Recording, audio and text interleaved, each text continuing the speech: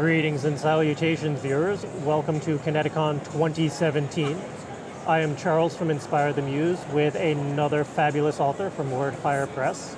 This time we are talking to Jody Lynn Nye. Thank you for taking a few minutes out to talk to us about your books. Thank you for having me. We're hoping to learn a bit about your most recent release, which you have available. It's called Moonbeam. And we're curious, just what is Moonbeam all about? Well, there are young scientists doing science on the moon, and in the future, a 16-year-old girl named Barbara Winton ends up winning a contest she didn't realize that she had entered by sending the details of a scientific experiment that she had performed to Dr. Keegan Bright, who is the head of Bright Industries and the Bright Sparks, who are the young scientists. She is invited to join them, and the moment she gets there, she's already involved in a new and wonderful project to build a space telescope out of a crater on the moon. As anyone would normally do. As you do.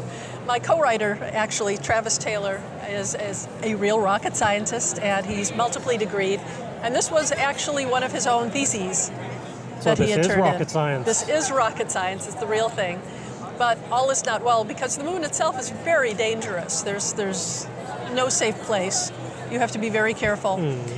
And while they're working on it, several days away from possible rescue, a sunspot erupts, creating what is called a coronal mass ejection, and sends radiation hurtling toward the moon, which is not protected by an atmosphere, not protected by the Van Allen belt. And the kids have to figure out a way to save their own lives. And they are great characters. We have a very diverse squad of 6 kids. They are still human beings. They're still reacting to a perilous situation, but they get through it with their own brains and their own wits, and the guidance of their mentor as well. So it sounds like this is a somewhat science-heavy book in that it is very scientifically accurate. Yes, that is the difference between this and quite a number of other things that Travis wanted, and I wanted, to keep the science accurate, but accessible. It's not so jargon-heavy that it's going to bury people. It's going to be accessible and interesting and understandable.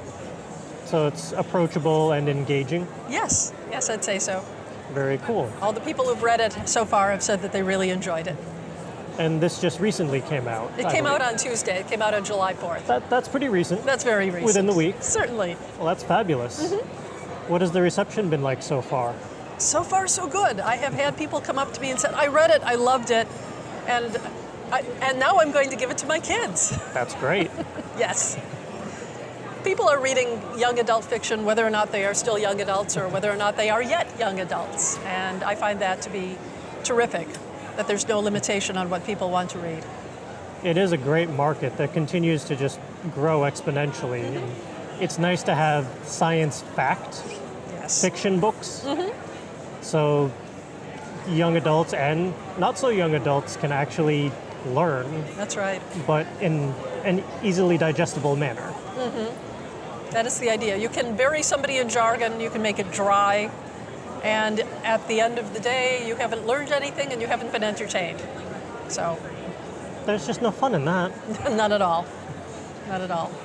And you also have another book here. Yes. This is the third in a series of humorous, slightly military space opera. Lord Thomas Conago. I love me some space opera. Good. Lord Thomas Conago is a highly overprivileged aristocrat in the future when the nobility pretty much is useless. Well, they're kind of still useless now, but they're even more so in the future.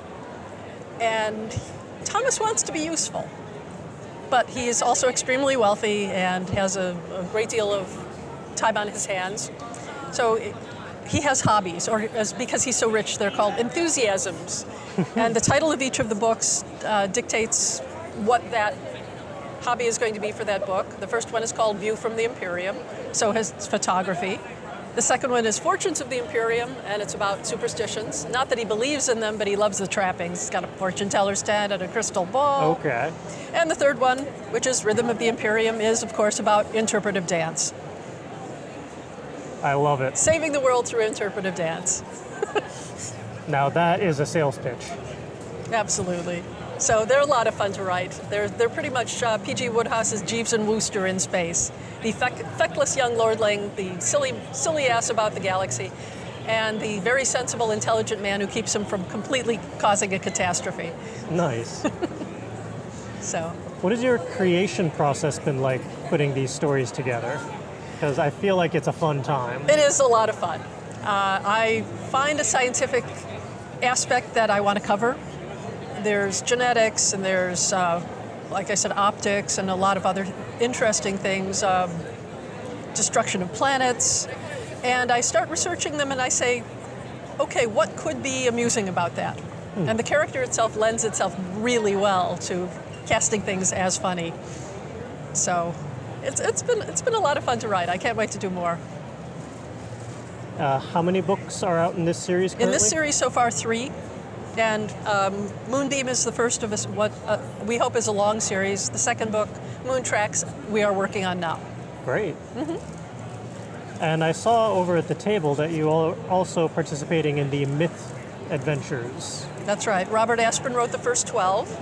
And he, between books 10 and 11, he went through a writer's block. And I started working with him because my husband is one of his best friends. And he said, you both write humor, you should work together. And we eyed each other and said, I don't know about that. But it actually worked out. So we worked on a book together. And he said, when I finish with the Dawning Starblaze contract, which was 12 books, that never happens anymore. Yeah. He said, I want to work with you on Myth. So I feel great. very privileged, yes. And he trusted me to understand the characters, to really love the world, and to tell really terrible puns. That must have been a fun process. It was tremendous fun. We used to meet at Dragon Con every year in Atlanta on Labor Day weekend. That's an experience within itself. It really is. And sit in the restaurant in the Hyatt and plot out the next book. And then we'd be laughing like loons, and people would go past us and trying to hear what we were talking about. But we had such a great process. We had a good time. I miss him terribly. How many books are you expecting to have in that series? As long as I can come up with a good idea, and as long as I can keep it true to the characters, I'm just going to keep it going. So Nice. far, the reception has been very good to the ones that I've written by myself. That's great. Yeah, I think so. So you've basically taken the mantle on I have. for that. I have. There was a little resistance at first when Bob and I started to work together. And I said, Bob said this is the way he wants to do it. Do you want no myth at all? And of course everyone said, no, we didn't mean that. If the creator says it's okay and signs Yes, off, he trusted me. We worked That together, means a we had a lot. great time. Oh yes, yeah, it means a lot to me. Those books came along when I really needed something to cheer me up. I was in college at the time, so I really love them, I still do. I have a couple of them on my shelf actually. Oh, good. I'm still trying to round out the whole series. Yeah, Now I have to add more. of course. For our viewers out there, where can they find your books for purchase? Well, they're available on Amazon, they're available through Barnes & Noble, and the Bard's Tower booth at many conventions. So many of my books are on Audible. The Myth Adventures are read by a wonderful man named Noah Michael Levine. He has a great voice and he understands a good joke. You need to for those books. Oh yes. Well, for all our viewers out there, I highly recommend you check out these books. There's something for everyone. Purchase them, read them, and post in the comments below what you thought of them so we can continue the conversations. And, of course, if you have a moment, subscribe to the channel so you can see all the other interviews and crazy shenanigans that we get up to while at conventions. And until next time, go read a book. Go have some fun.